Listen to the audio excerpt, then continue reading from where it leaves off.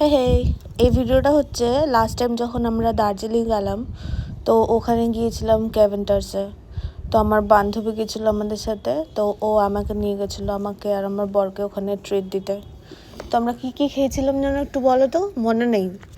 Chicken sausages, poached egg আর sandwich.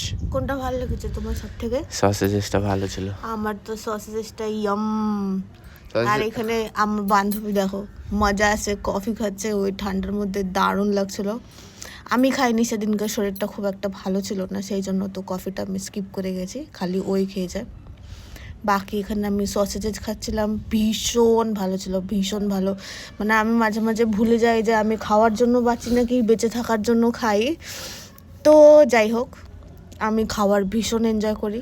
তো দারুণ ছিল খাবার ওখানে।